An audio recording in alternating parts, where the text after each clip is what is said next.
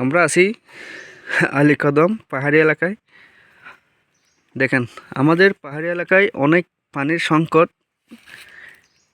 পানি এই টাইমে পানি থাকে না, যেহেতু শীতকাল গরমকাল এই দুইটা দিনে আমাদের এখানে পানি থাকে না। আসলে কি আর বলবো, এই গ্রামের ছেলেদেরকে কেউ যদি বিয়ে করতে চান আগে জিজ্ঞেস করবেন আপনাদের ওই এলাকায় পানি আছে কিনা, পানি কেমন, এই কথা জিজ্ঞেস করবেন। দেখেন এই ভাইটা পানির সংকটের কারণে বাসা বাড়িতে পানি নিয়ে দিয়ে যাচ্ছেন। এই যে একটা গাড়ি দেখছেন, এই গাড়ি নিয়ে উনি প্রতিদিন আসেন আর প্রতিদিন পানি নিয়ে যান। দেখেন কত কষ্টই জীবন এই এলাকার যারা মানুষ আছেন তাদের।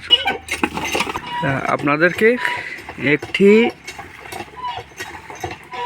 জায়গা না দেখাইলে হয় না। দেখেন এই কলটি হলো একদম পাহাড়ের নিচে, দেখলেন? এই যে দেখেন পাহাড়টা দেখেন, ওই যে পাহাড়ের উপর কিন্তু ঘর দেখা যায়, মানুষের বাসা বাড়ি।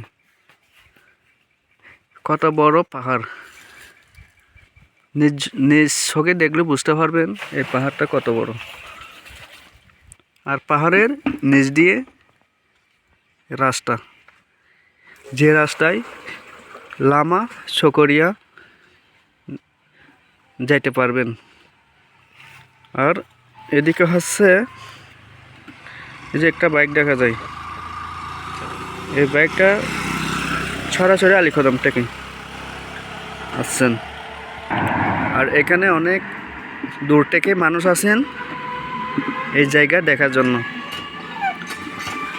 আর বাগান বড়া, লেবু গাছ, বিভিন্ন ইত্যাদি গাছ বাগান। যেহেতু ওই দেখেন ওই মানুষে গাছ কেটে নিয়ে যাচ্ছেন, অনেক বড় বড় গাছ এখানে দেখা যায়।